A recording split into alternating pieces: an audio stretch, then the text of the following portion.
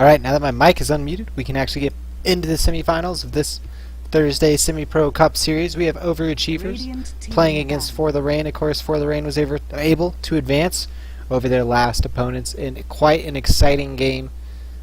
But here we have their next opponents, Overachievers, definitely playing well in their last match, as they were able to advance pretty quickly from what it looked like. Again, as always, I'll be joined with Nizcast to give you guys sight into the draft, into the game, and into the teams.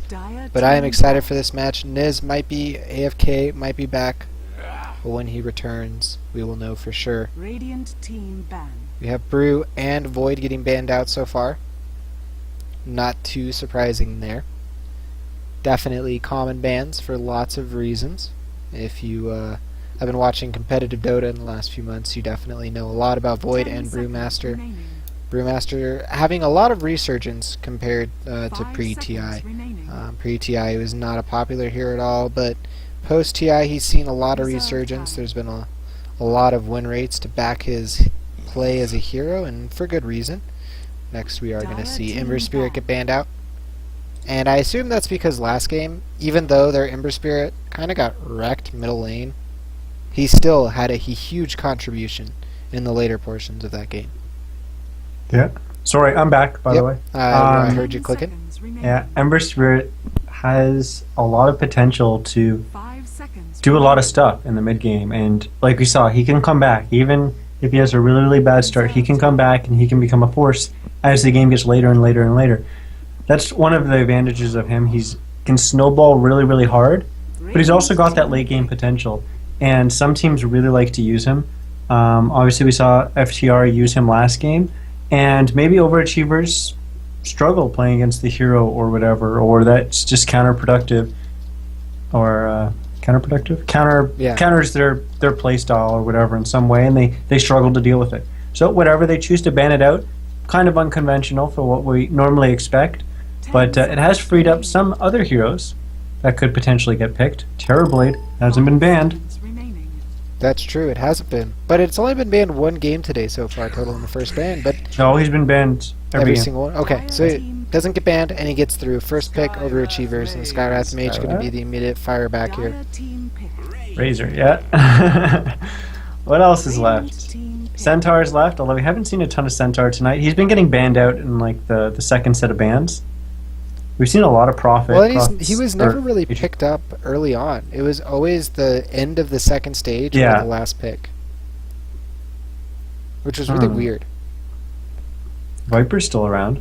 That's true. We see. I think you said Razor as well. Oh no, Razor already got picked. Razor got picked. I totally went over that with my eyes. I saw blue, and I'm not even sure what I thought. The watermelon is available too.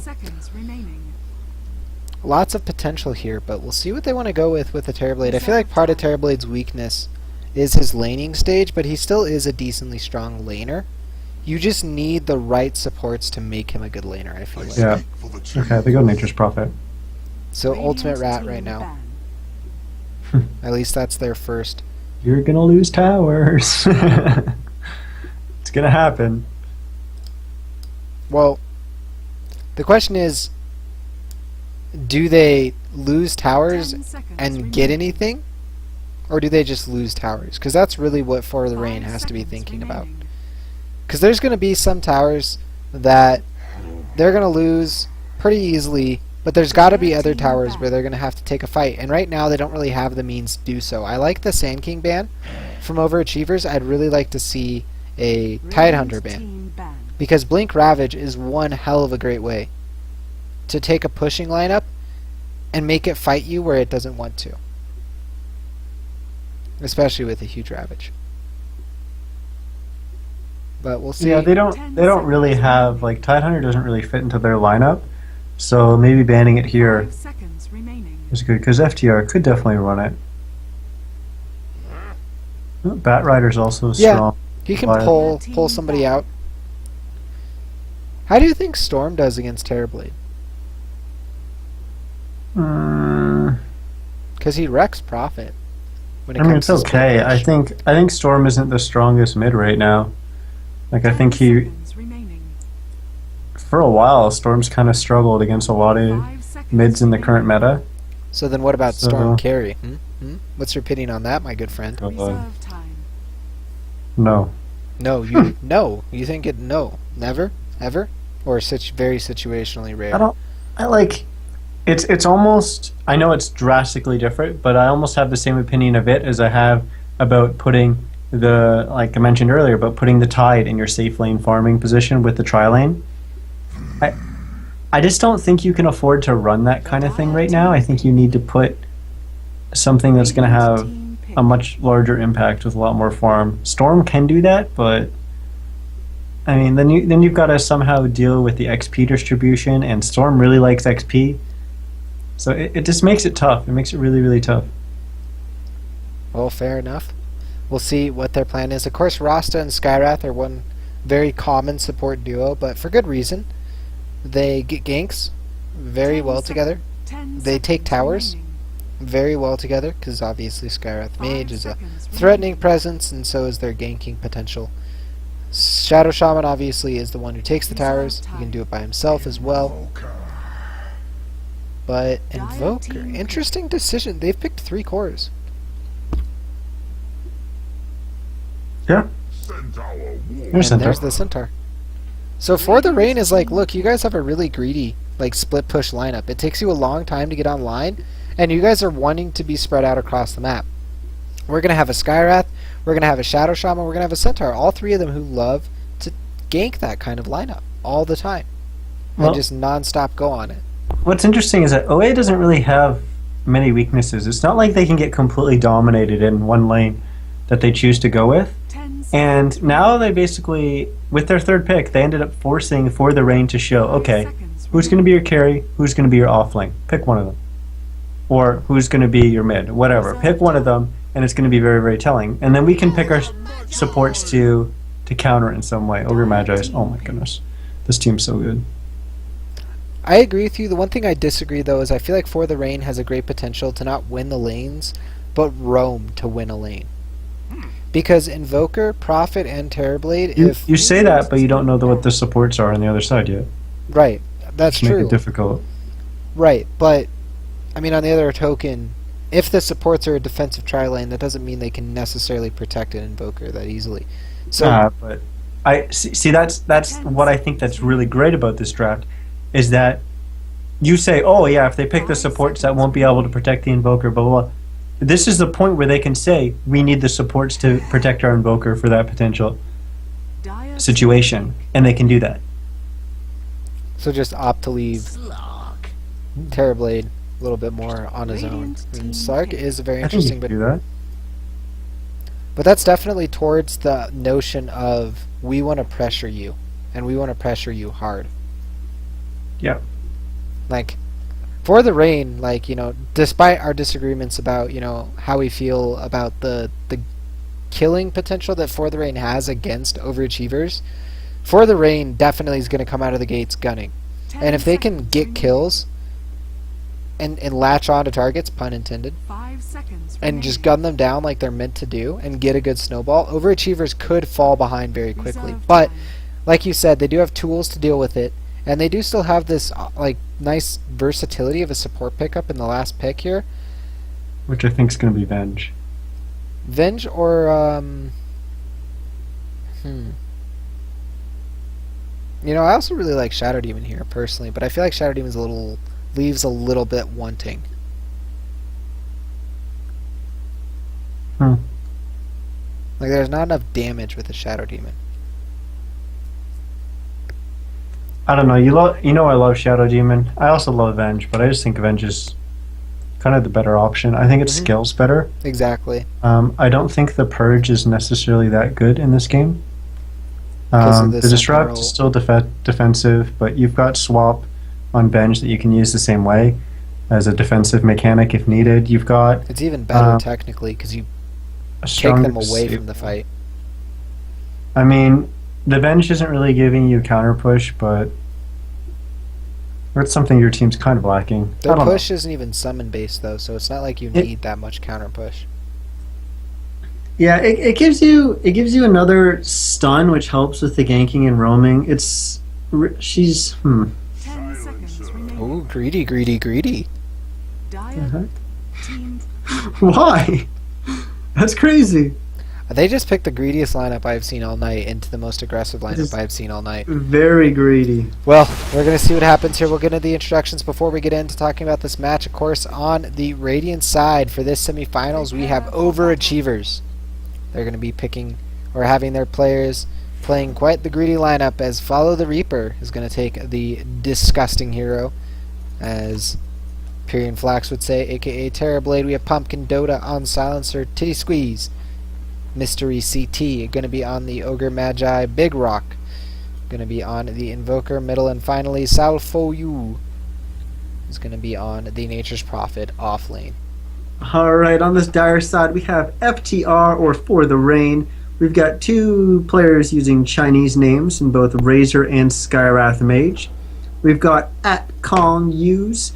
Check out his Twitter. He's playing the Slark. We've got at Ho_OK playing the Centaur Warrunner, and we got Louise, which is trademarked, playing the Shadow Shaman. Don't forget the trademark. Of course. How could you ever forget the trademark? So the reason we think this is greedy, although the Pumpkin Dota can essentially stay bottom and really do a lot to stop the Centaur Warrunner, it means that the Ogre's probably going to be moving around quite a bit and kind of sitting mid, or kind of struggling to get a ton done. And I worry that he may actually fall behind quite a bit, and that's not what you really want from an Ogre. But we'll see. He chose not to go boots first this game on the Ogre, which is okay. He's actually left the DD, which is weird. Looks like Pumpkin's Gonna let go Pumpkin for it. get it, yeah. Oh, he's coming to counter word. Whap. Whap. Whap. I love Ogre Magi's attack animation. The big whap with the big club. But yeah, middle lane starting up. It looks like first last hit. Going to be going to the Razors. He's going to go ahead and static link up, and that static link sucks, man. That static link sucks. Oh, he has a golden one too, if I'm not mistaken. No, it's a genuine. Holy crap, that thing is worth a crap ton of money. I'm not even going to talk about how much money that item right there is worth. Follow the Reaper in bottom lane. Oh, actually, I completely missed that. It was right above it. It was kind of off the side of the map. It was right here, and as you can see, that's actually technically off the map. But there's three heroes standing right there. Pumpkin, Dota, and Titty Squeeze were able to corral Ho-OK into a corner. And it looks like they were able to focus him down with that DD. What a play. Like, seriously, that's funny, because like I can draw right here, but it's like basically off the map. Yeah, there's a few places like that, especially like if you place a ward on the edge of the map too. Yeah. You don't see it on the minimap. There's that spot, and then there's this spot up here, and then there's this spot over here for Tinker. There's lots of weird spots. The Dota map is definitely not finished, nor will it probably ever be, because Dota is that amazing of a game. It's always in production. Interesting decision here. We see the Sunstrike coming out of the Invoker first. Generally speaking, you see the Quas. But if your lane's going really well, you can just go ahead and pick up that Invoke first. So you have the Sunstrike for potential pickoff across the map. And then you still get the Cold Snap later no matter what. We are actually going to see it thrown out, as well as some right clicks. The right click misses though, so the Cold Snap not even going to get one proc onto Razor. Nothing really done with that one. And this middle lane is really even. Honestly, all the last hits are really even right now. It's not really too much of a big advantage at all in this laning phase so far. Very slow pace, very methodical game so far. This illusion definitely going to throw Big Rock off a little bit. Not anymore though. Oh no, it's Razor. It's on Big Rock's team. Rip to dirt. Razor's like, what? Okay, it's an illusion. Sulfu's doing a really good job in this top lane, extracting as much XP as he can out of the lane while still remaining safe.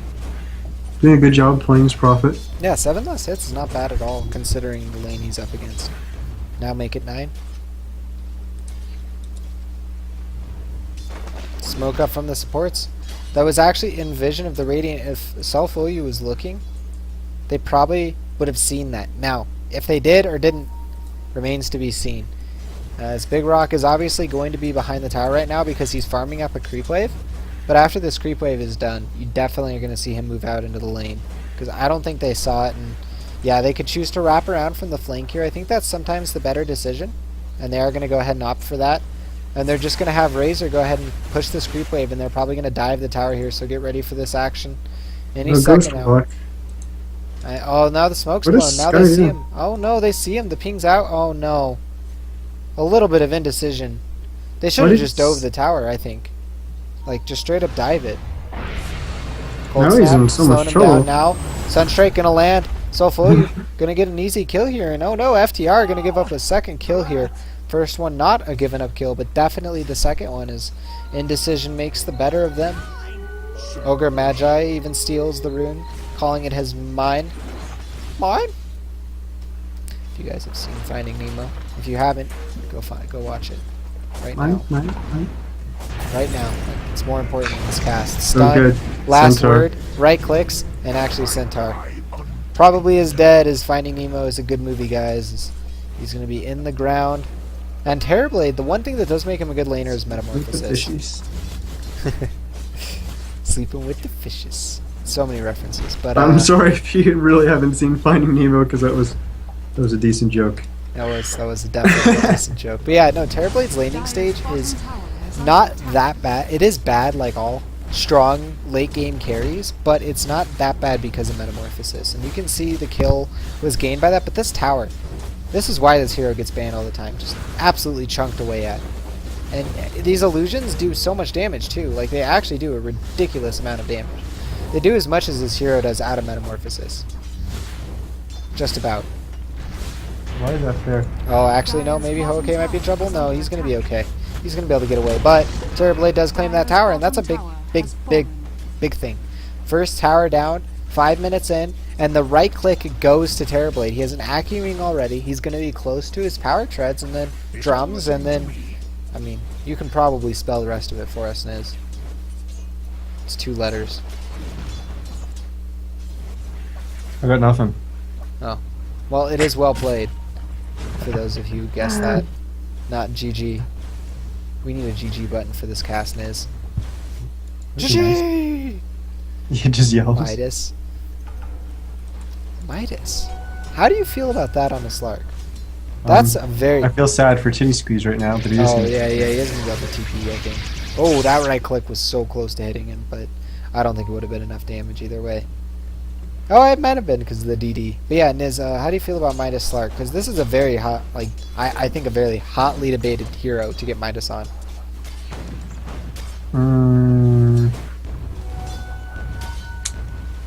There's a time and a place for it. It all depends, like, what kind of timing you want to hit. Bottom lane, But- sorry, there's some pretty but your big team's action. looking Sorry to cut you off here. We might see Centaur go down. No, with the TPS, I'll follow you. No question that he is going down here, and it will be actually follow the Reaper that gets the kill. But sorry, Niz, go ahead. Well, and so it all depends on what kind of timing your team wants to hit and when you really want to come online. I think right now they see that their Razor isn't as farming really well, and their Centaur is certainly struggling. And those are the 2 heroes that you really want to come online that will allow you to then go and push towers and really start fighting and pressing the advantage. And when those heroes are actually lagging behind a little bit, maybe it's okay to go greedy and get the Midas on Slark here rather than going and fighting, because I think if you go and fight right now as Slark, you're just going to fall over. Yeah, no, and this might be the moment. They are going to rotate multiple heroes down here. Slark's the only one not here.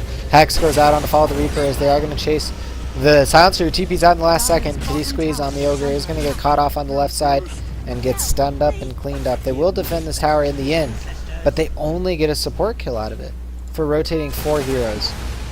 Very little gained out of it. I mean, 355 gold. And Sunstrike, making it go even worse. Big Rock, downtown, free kill, running his own Midas as we speak. Radiant's top tower is under attack. Well, just to finish that point, when you're the Slark in that situation, you never want the team to be waiting for you, though, in kind of a momentum-based team, because if everyone else is ready to fight, you don't want to be the one that they're waiting for. So in this situation, they're going to be waiting for... He's going to be waiting for the other heroes, so he can pick up his Midas and get secure his late game a little bit better as well.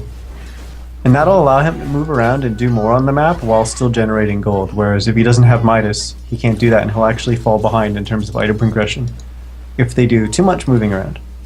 So it's actually good that he was able to get the hand of Midas. But bad overall because his teammates aren't doing this well. might be enough to get the kill with the Colts now. Or Sunstrike is actually on the mark.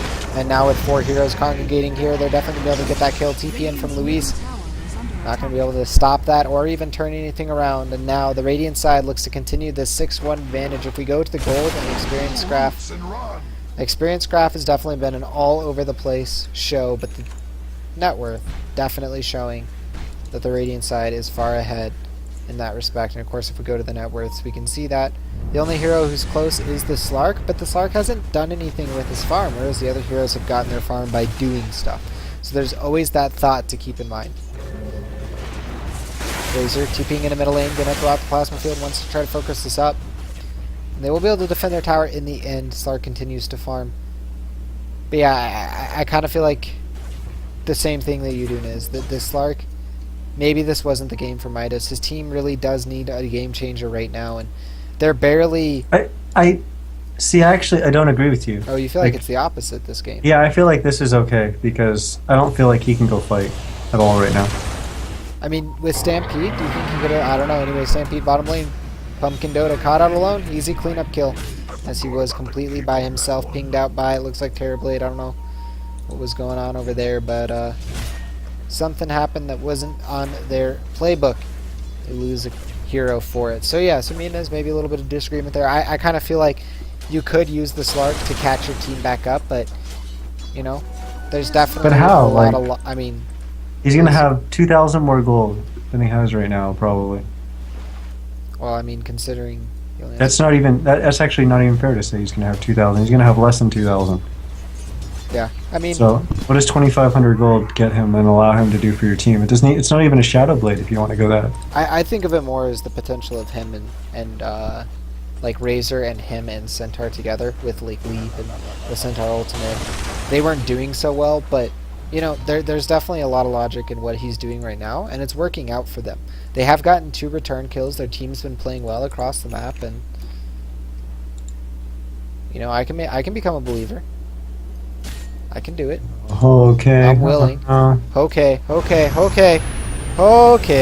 Sunstrike right click's going to do quite a bit here, and obviously Pumpkin Dota going to be able to clean this up easy. Will they be able to get a return kill? Titty Squeeze taking quite a bit of damage on the back, but here comes Kong. He finally wants to come to a fight with that Midas, with that, with the Bracer, but not going to be able to get much done here. The TP out from Follow the Reaper will allow him to get away, and you know what? He picked up bots with all the gold that he's had this game, which means he's going in for the long haul.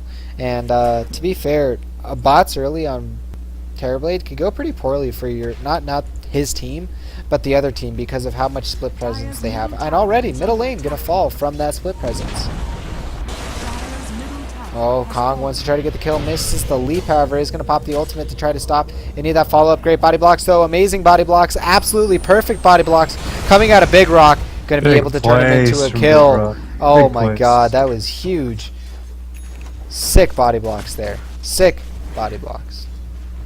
Enough said. Body blocking. Body blocking. They see me body blocking. They hating. Completely different song, but all right. Go with it. I'm in the driver's seat now. But yeah, that was huge. Definitely turned what could have been a kill on Silencer and even a kill on Invoker if something worse could have happened into just, you know, Slark flat on the ground, passed out. And they're gonna pop Centaur ult. Maybe they could go for this. Salfu gonna get stunned up by that Centaur Stomp. Great play by him. Double Edge as well gonna help out here. And they are going to be able to clean this up. Buyback from him, though, as Pumpkin Dota wants to continue to chase. A Prophet ultimate actually is going to get 1 kill. Drop Hoke down really low. And if maybe they could get a good Sunstrike, they could go for this. However, they see Luis rotating around, and they could potentially go for the cutoff here. Sunstrike is on CD for now. However, Kong is going to get caught out, and he's going to get cold snapped. He does purge that away. Does pop the ultimate. Going to do quite a bit of damage to the Big Rock as he can't run away. Pops the Ghost Walk. As meanwhile, on the other side of the fight, we're actually going to see the Prophet go down to the Shadow Shaman, and now Big Rock is on the run. He's going to stun up, or sorry, Titty Squeeze is going to stun up Kong Use. But Kong Use maybe just looking for, a courier kill. as he does get that, and now Big Rock able to escape his way out, but no, that did not go well at all for OA fans, except for the fact that Follow the Reaper is playing Terrorblade, and you did draft him in that hero, so that bottom lane does fall. He's getting a lot of farm, and your team is dying a little bit, but I don't know. How do you feel like that top exchange absent the Terrorblade win? Obviously with the Terrorblade I kind of got to favor OA, but on face, like in a vacuum, do you think that top exchange like went in their favor still, or no? Do you think that FTR is starting to get a little bit more out of these fights?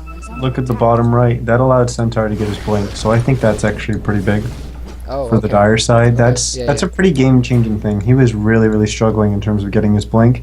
Oh god, they have a golden Doomling too.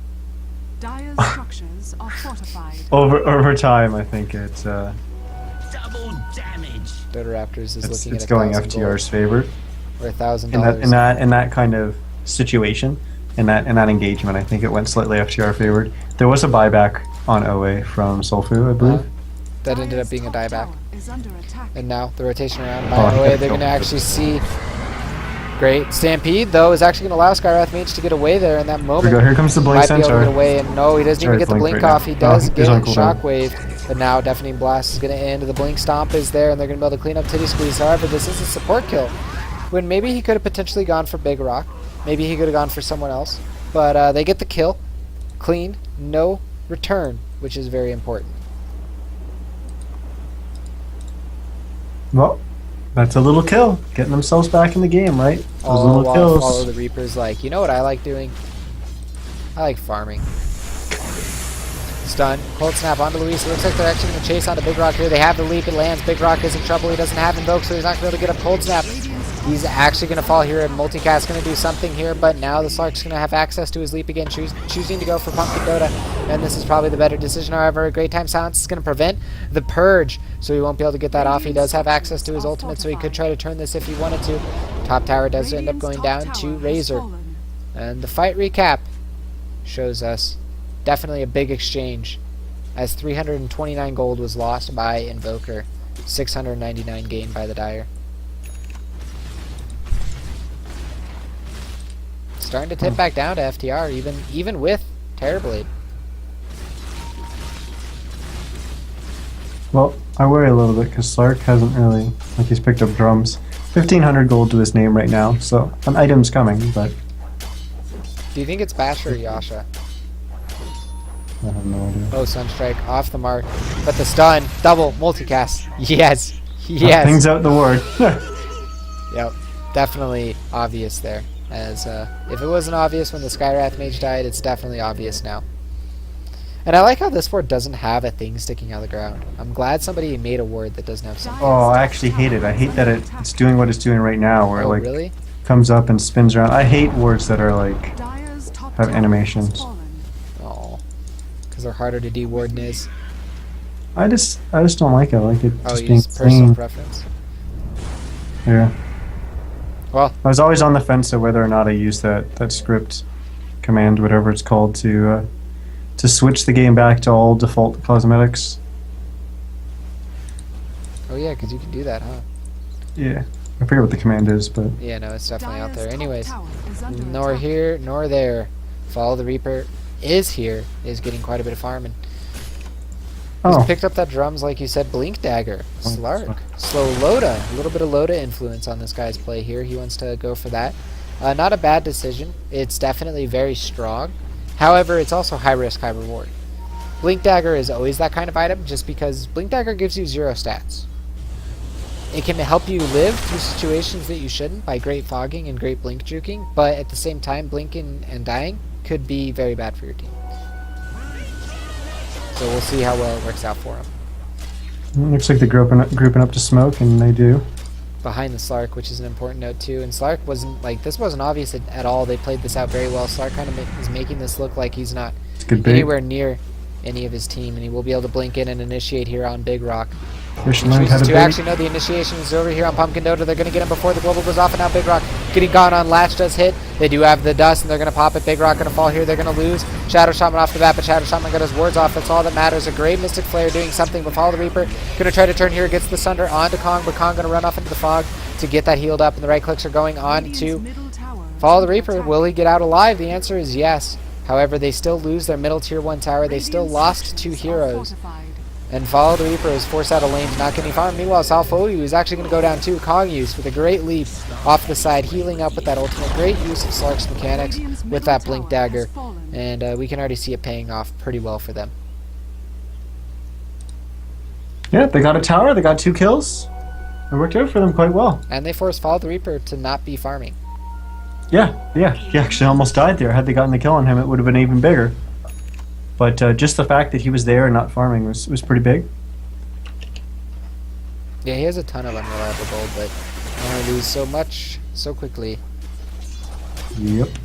So, I guess now, since he went for the Blink Dagger, I really think he should just go for the Basher, personally, because you really don't need any more movement speed from the Yasha, and you have enough attack speed from Essence Shift at this high a level that the Basher to help you lock down is probably a little bit more important. Not to mention, Basher gives you the same amount of HP as a Bracer.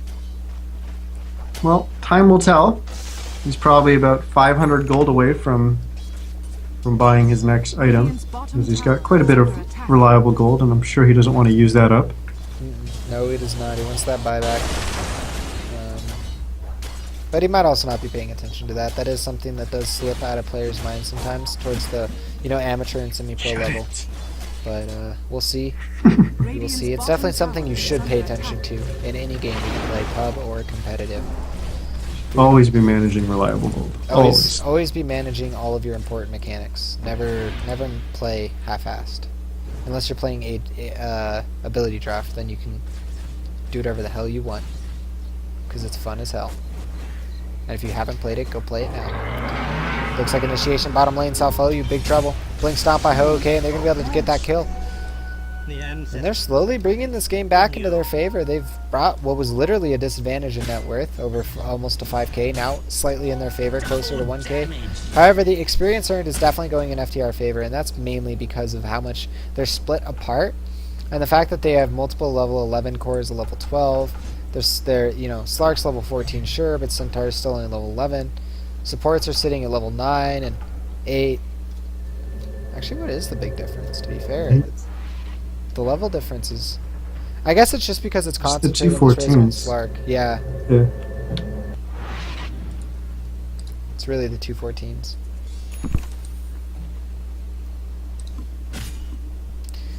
Really is, but yeah, 3 level 11s is not a good thing, because actually the difference between 3 level 11s hitting level 12, all of them, is actually 6,600 experience.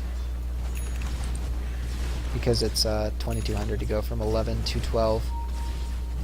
Kind of weird there, but experience ranges definitely cut off really hard after ultimate levels. Starts to get a lot bigger after that. So we see another Orchid. Salfoyu, 3rd Prophet in a game, or in a row, to go for this Orchid choice. Prophets love this stuff, man.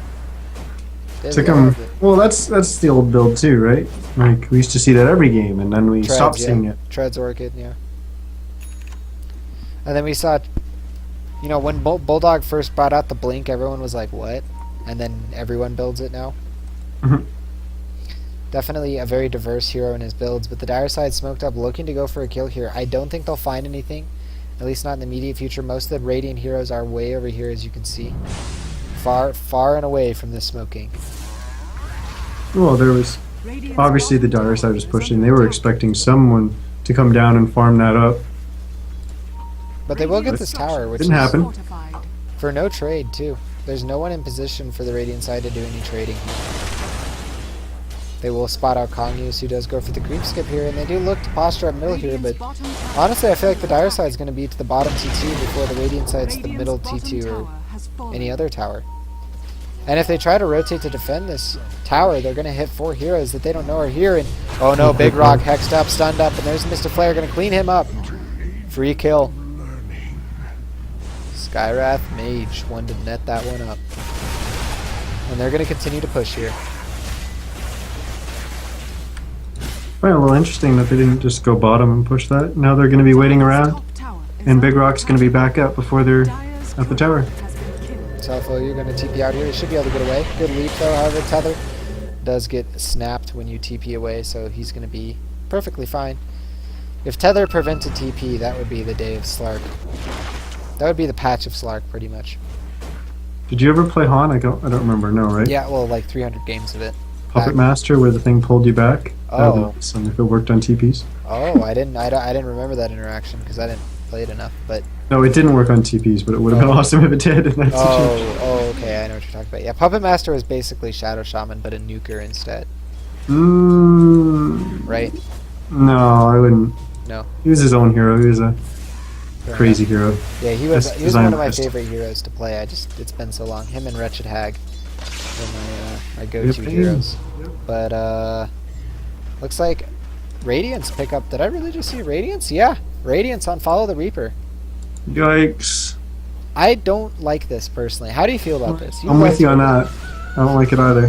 What's your main complaint about it? Because there's a lot of complaints, and my personal one is the stats. You know, doesn't give him any stats. And it's a farming item, and he already went Boots of Travel. And he has a casual Blade of Alacrity, which he bought a while ago. I figured it was just going to build into a Yasha, but it didn't. What happened to his ultimate orb that he had earlier? Oh no, that was last game, the Naga. Never mind. Sorry, I was like, I swear I saw a casual ultimate orb on him, but last game blending. Kong gonna get a free kill here on Pumpkin Dodo. No chance that he gets away from this. Absolutely no chance at all. And actually, maybe not with the jukes around the trees. Right click is gonna be enough. Oh. Kong with a great TP. Actually, onto the. Forgot that you can now TP up to here. So if you guys are juking around this area like you were before, you now have a high ground you can go to TP. Great play by the Slark there. Absolutely great play. And he's Well- actually incredibly close to his Scotty. They're going to go Roche, and I think Radiant is going to smoke and run over there.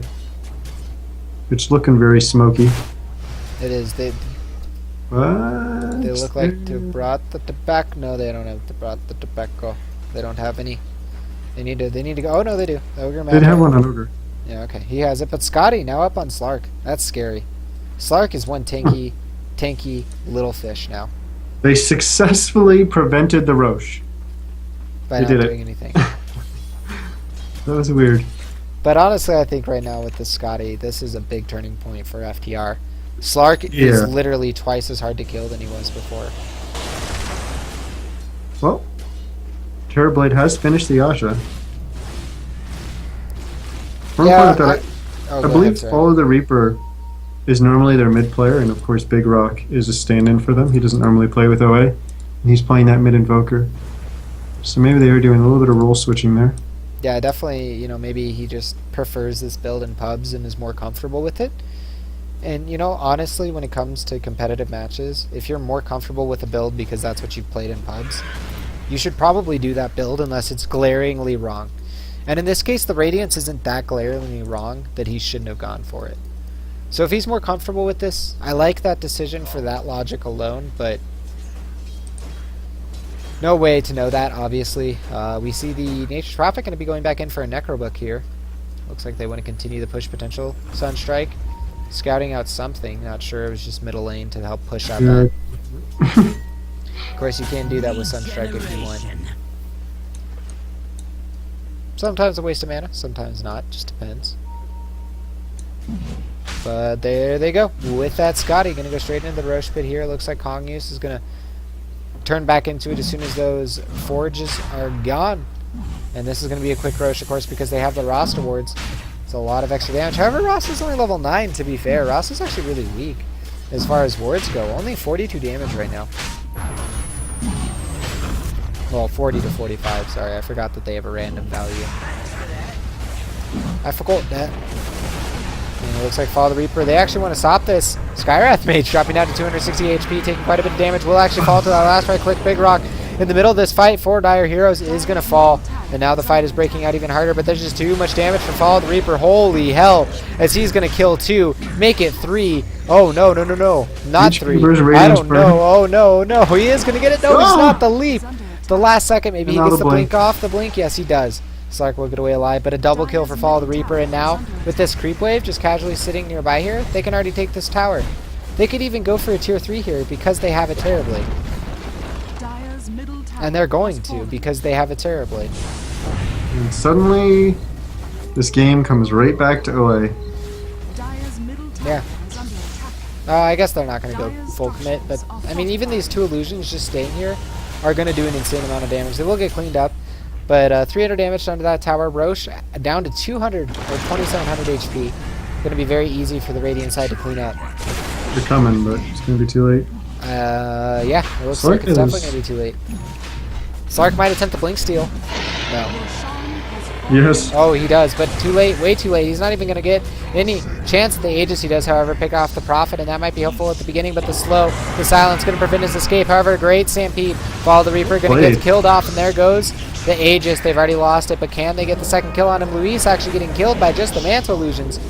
Those weren't even Mantle Illusions. Those were just illusion runes. Mantle Illusions now popped, and now Wicked Sick for Follow Reaper is, again, Terrorblade. One hell of a hero. He's going to get stunned up here by Hoke. But Hoke is probably going to get chased down here. Radiance Burn going to take him before he gets the blink. The answer is yes, but he doesn't continue the pursuit. Just going to pop the illusions. Metamorphosis in 25 seconds. And they're going to look to siege this high ground here. Dire's middle tower is under attack. Will they get it though? Doesn't look like it. Good defense. T3 down. Cold Snap as well as Curse the Silent onto Razor. Going to tick quite a bit, but it's going to force him to pop BKB, and he's going to just fall. Monster kill for Follow the Reaper, and Follow the Reaper still again has Metamorphosis, but a 4-man Blink Stomp. Going to do huge work. Bedrock going to fall right off the bat. That now we see Hoke on the back, on the back foot, going to run away here. Follow the Reaper with the double kill for the Kong too, but Kong not doing as much as Follow the Reaper, who gets the triple kill, ultra kill. Can he get the Rampage? He's chasing down onto Kong. Kong trying to run, gets the leap at the stun. Now the Bloodlust to help the pursuit. They're trying, juking, diving, trying to get away, but he makes one good juke, one good move, and now he might be able to actually get away. He does have the Blink Dagger, but the Radiant stops it. But no, wrong way. Follow the Reaper, and now Slark's going to be able to blink. Where's he blinked? Oh no, now he's not going to be able to blink, and he's going to actually leap into Follow the Reaper. Follow the Reaper doesn't have the Sunder, and he actually goes down. Godlike Streak goes to Kong. And the turn of events that I did not expect at all, their melee racks, is actually still standing. But do you think that's a big enough turnaround for what just happened? I don't think so, but like, why didn't they take the melee racks? They went chasing to Africa for Kong. I mean, I don't know why Kong didn't blink there. Apparently he knew something I didn't. And they turned around and they got the kill on Follow the Reaper, but... Yeah, I don't even think it's fair to say they chased, all the way through Africa. I think they went to Antarctica and back. Like, that was the longest chase to really just die, and that sucks. And you know what? Here's the whole problem with the Radiance, right? Let's say he had a Scotty and a Manta and another item right now, because he probably would instead of the Radiance. It's not like he farms slower without the Radiance. Then would he have died there? Well, he does, but not that much slower. You're typically not farming with your illusions. You're using them to go farm elsewhere. Yes. And even without Radiance, I do, or you do that as Terrorblade. So there's a certain level threshold. But my point is, do you think he would have lived there without the Radiance, or? But I have no idea. No, maybe not. Let's go with maybe not, because that sounds like the other RaptorZ is right. He did just TP on Kong, top lane. Kong, can he get the turnaround kill? He does pop the ultimate, so you can't get the Sunder off. Will he be able to get the chase kill? They do have the Stampede running through. There's the Global to stall this up. Follow the Reaper wants to try to get a Sunder. He does get it off on to the Skywrath Mage. However, Kong still at a large amount of HP. He's going to turn and fight Follow the Reaper, that is, but Follow the Reaper is going to go down twice, and now Kong used on a double kill, monster kill streak. As Salfoyu tries to TP away, but getting away really doesn't mean much when your team is kind of scared to fight a Slark. Yeah, I didn't see this coming either. Yeah, no, Slark is actually one of the Slark's the scariest. Well, Essence Shift is one of the most underrated late game abilities, Yeah. because it removes mana, health, and armor.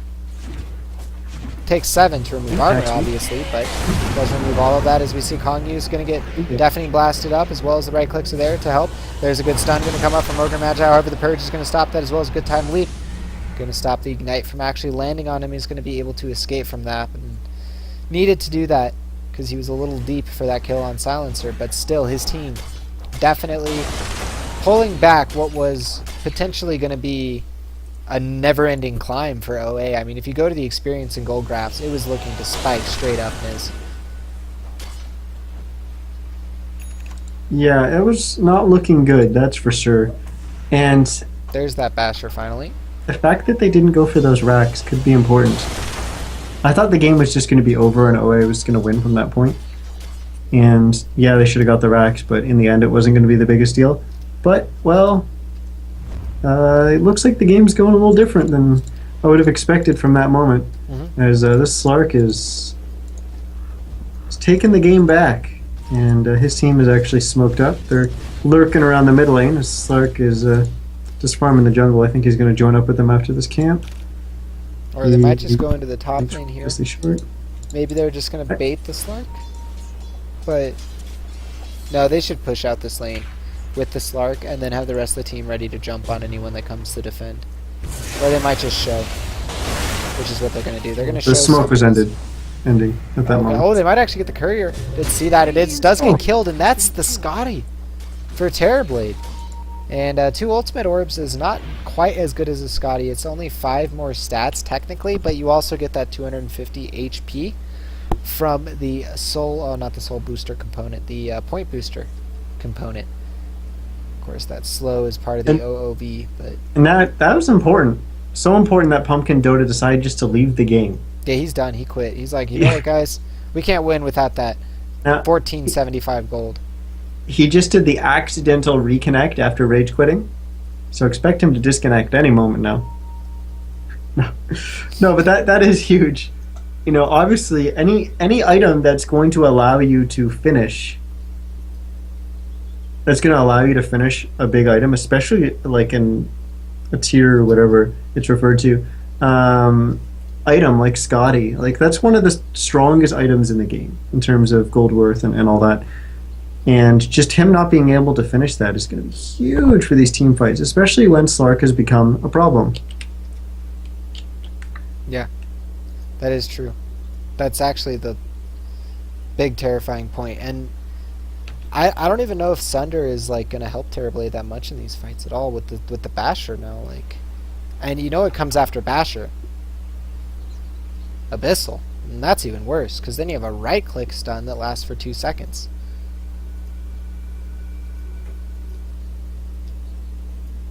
Oh no. I'm reading the spoilers. The spoilers. No.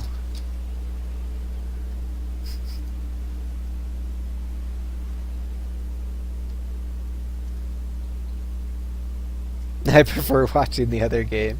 Part of me wants to say that explains this. It's okay, slide. you're Terrorblade. Oh.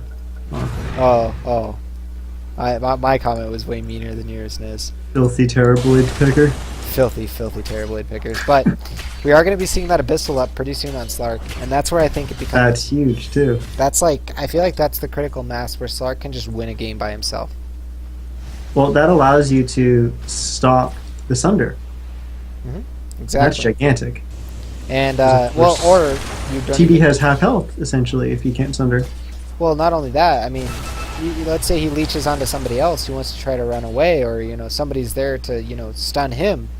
He abyssals the other target, kills the other one, and then goes onto the target he abyssaled with his ultimate running. It's just, it's so much versatility to a Slark because it's basically like giving him a 2-second stun. Literally. A 2-second stun that he can target. It is giving him a 2-second stun. Now the cast range is melee technically, correct? No, it's a little bit bigger than that. Okay. It's like 300, I don't know what it is. I'd say it's 300, 400, around there. Not it's quite. it's not like you can cast it up the hill and past the tower and behind the racks. You have to be pretty close. Definitely not a support item. Yeah. In case you're wondering, melee attack range is 128? Or, yeah, it varies between that and... I think it's 128. It varies between that and Tiny, who has a unique... 128, checked. Oh, well. I don't know how I remember that. Well, good job, Niz. Why? But whatever. Hey, it's important facts. You gotta know that. Gotta know those numbers. And That's probably the least important thing that you could possibly remember about Dota. I don't know. It's pretty bad. To be fair, I mean, 128 is still not 0. It's true. So, you can do a lot of work with 128 melee range. As we've seen, you know, there is that current glitch where if you time walk or something during a right click, the right click can still follow you. I don't know if you've had that, or ball lightning's another one where it can happen. Yeah. There's been some Reddit videos about that, of course. Because it's not supposed to disjoint, but it's supposed to, like, you're invulnerable from damage at that moment. Yeah, So when you land, when you're not invulnerable, you can still get hit. even though it's 700 units away. But then again, there was a bug for a while where you could actually you could die during the ball lightning. That's true. Couldn't you die to Pugna for a while too during your ball? Yeah. It was not a good time for Storm Spirits, but that's neither here nor there. As the Radiant side is, I don't know, I feel like they're constricted back in their base, but at the same time they have a Terrorblade. So they're just sending illusions up lanes and getting a ton of farm, as we see this one gliding on the stream. It's not Well- actually walking, it's just gliding. Well, they got the courier back up, so Scotty's finished. And they're smoked up. With a evasion That talisman, no buyback, no buyback. I was just about to say we probably won't see too much aggression out of this Radiant side. It will be all on the back of Dire, but, well, I'm wrong. They're smoking. I They're think running this right might be at them. Roche. No, they aren't going to even check Roche. They're going to go ahead and run over here. Looks like Kongyus is in the area. Pumpkin Dota going to get revealed, and now Kongyus is going to go in for it. Does get his ultimate off and purges most of that. They are going to get the combo onto him. BKB popped, and he's going to go ham on Salfoyu. They lose. Reaper gets the Skywrath Mage in the background, and now they're going to pop the Centaur ult to get Kongyus out of there. But nonetheless, that Smoke Gang turned into a support kill, which gives them some kind of map control here to exploit. And again, with Follow the Reaper being a Terrorblade, one fight could turn into a lost Rax just like this. And you're going to see this melee Rax, melee Rax absolutely evaporate here, just from these summons and illusions. Structures are fortified.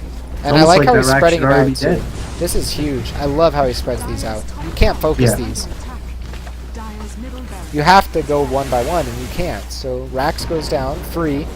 And now look, the tier 3 even takes another 300 damage. In fact, Kongyus, not even sure where that happened. It's going to happen in the top lane as Slark was trying, Prophet was trying to get some split pushing done, but that big bad Abyssal Blade, plus 100 damage, plus 10 strength up on Slark.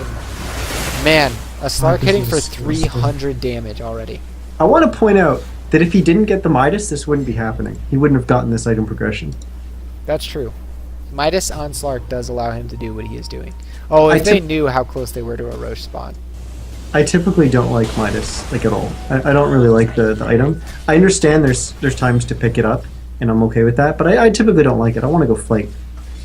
And, wow, this Slark. He's showing that, you know what, even on a hero that typically you go and fight with, the Midas can work out, and I explained a little bit on why he potentially went for it. Oh wow, the Terrorblade Situation illusion. was Both really teams paying have off no for him. idea about this, but it just spawned. Roche is up. Dire's In fact, the courier Dire has side's been going to smoke killed. up, and they're going to actually lose their courier during this. I'm not sure where that happened, but it might have been this Terrorblade illusion. Sunstrike does scout it out for the Radiant, so they're aware. Dire side, however, has no knowledge of Roshan being up right now. Smoke not going to do much either. Yeah, I can't find the courier. Oh well, it is dead. I have to learn that command. One day. One day. It's okay. Before, Toby used to do it too. He used to look around, scanning the map, trying to find the corpse. Trying to find what happened to that little fluffy thing. But it's a golden Can I Doom. remind you, Niz, that we're looking at like $500 in Dota items between the Doomling and the Are you Razor's kidding me? headpiece? They're genuine golden items, Niz. The I don't even know what that themselves- means. Dude. The chests that they came out of sell for like $400. Middle How? lane, What? Kongyus is going to be gone on by Follow the Reaper. Actually, Kongyus is in huge trouble. He's going to pop the ultimate and try to fight this out, but no, he needs to get out quick. He's going to get sprouted up, and that means he can't get away. Going to leap, but Follow the Reaper, good job getting in front of it. They're going to throw him up in the air with the Yule Scepter, and they might be able to just chase him down a good. Abyssal Blade going to slow up Big Rock, but no, they're going to lose the Slark, and Slark does have buyback, even though he bought the Abyssal, which is important. We're going to see Salfolio TP forward to continue to chase onto the Razor. They get the kill, and now looks like Skywrath Mage on the run, but will fall. Meanwhile, the base is exposed. They've bought back on Slark, and it looks like all of a sudden OA is looking to take a game that they could have potentially lost and absolutely steamroll in the last segment to come out ahead. Dire's bottom tower has fallen. Rax gonna fall. Dire's bottom Fine. Second go. Rax. GG! GG. bottom barracks has fallen. Wow. Oh, wow. I don't know what to say, Niz. I mean, Do you really think they couldn't have won this game anymore? Do you think Terrorblade was at that mass? Or Dire's middle tower has fallen. I don't know. Wow. Dire's wait, was it fake? It was canceled. The game's still going, but it's not really fake. is under Yeah, I know, it's definitely real GG. But yeah, I don't know, Niz, what are your thoughts on that game? Because that game ended kind of anticlimactically. I mean, it came down to FTR. Essentially, came down to FTR falling so far behind in the early game again, and then they did such a good job of crawling back, but you know they lost out in the end because they were up against a Terrorblade, and despite their Slark going crazy this game, they still unfortunately lost out. But like, can you imagine if FTR just came out of the early game even? How far ahead they would have been in that mid game? Like they just have to find a way to stabilize their early games. Yeah, that's And true. if they can do that, that will work wonders for them. I definitely agree with that. Their laning phase, their weakest stage, but if they fix that, they'd be one hell of a beast to be reckoned with. But nonetheless, they fall here in the semifinals, and we will see OA advance to their first finals in a while that I know of. So congratulations to them on their appearance. We'll be seeing them in the next game, guys. Of course, if you enjoyed this cast, you can follow here at twitch.tv/DotaRaptors, where all the live action is. All of the VODs will be archived on youtube.com/DotaRaptors on the Thursday and Sunday SCS playlists. And finally, but last and not least at all, please check out Niz on all of his outlets at Nizcast for Twitter, twitch.tv/Nizcast, and of course youtube.com/Nizcast. But I'm going to kick it to music in the waiting screen, guys, and we'll see you in the finals.